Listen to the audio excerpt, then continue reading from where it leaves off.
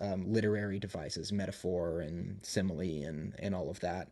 That it's almost like a secret language or a secret code that's being written into books that you have to be good at deciphering to really understand the meaning. The purpose of any metaphor or simile or kind of imagery of frost or anything like that is to be illustrative to the reader.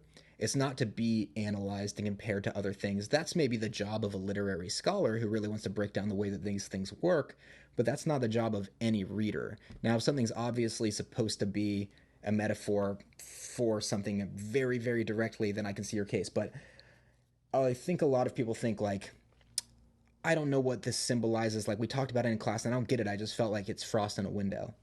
Well, the way that literature is written, you're really supposed to get mostly the essence of a story. You're not going to get every single line of a story.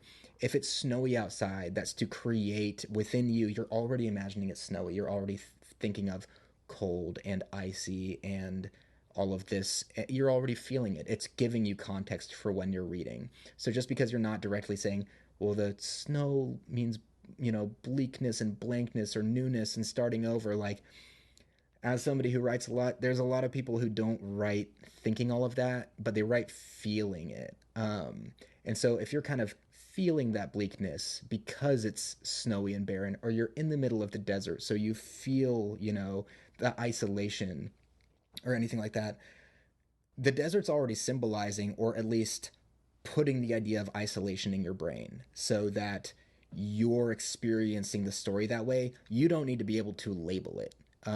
It's happening. It's subconscious, and it's one of the beautiful things about literature is that it's the artist's job to deliver those effects into your brain.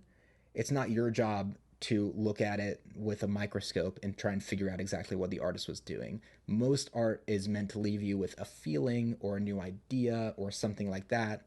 And any great art is going to be so layered that those layers are going to have built naturally in the progress of building the piece. And they're meant to leave you with an impression, not with a very super clear idea of what every single thing in the piece meant.